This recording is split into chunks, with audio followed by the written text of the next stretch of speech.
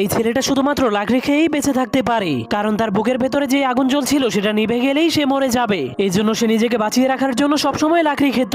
এমনকি তার বাবা তার জন্য কোনো খেলনা তৈরি করলে সে ওই খেলনাগুলো দিয়ে খেলাধুলা না করে সেগুলোকেও খেয়ে ফেলতো। এমনকি সে ধীরে ধীরে বড় হওয়ার কারণে তার ক্ষুধাও প্রচুর বেড়ে যাচ্ছিল।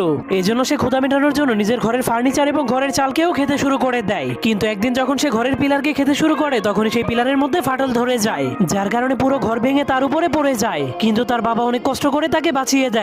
তখন তার বাবার এত কষ্ট দেখে ছেলেটার মনটা অনেক খারাপ হয়ে যায়। এই জন্য সে কসম করে আর কখনোই সে লাকড়ি খাবে না। এর পরের দিন তার বাবা ঘুম থেকে উঠে তার ছেলেটাকে কোথাও খুঁজে পাচ্ছিল না। এজন্য সে তার ছেলের পায়ের ছাপকে ফলো করে করে অনেক উঁচু একটা পাহাড়ের উপরে চলে যায়। তখন সে তার ছেলেকে একা দাঁড়িয়ে থাকতে দেখে জলদি করে তার কাছে চলে যায়। কিন্তু সে দেখতে পায় লাকড়ি না খাওয়ার কারণে তার ছেলের বুকের আগুনটা নিভে গিয়েছে। এজন্য সে আগুন জ্বালানোর জন্য সেখানে ফু দিতে শুরু করে দেয়, কিন্তু তবুও কোনো লাভ হয় না। এজন্য তার বাবা অনেক মন খারাপ করে তাকে মাটিতে শুইয়ে দেয়। এরপর তার হাতে তার তৈরি করে একটা খেলনা দিয়ে দেয়।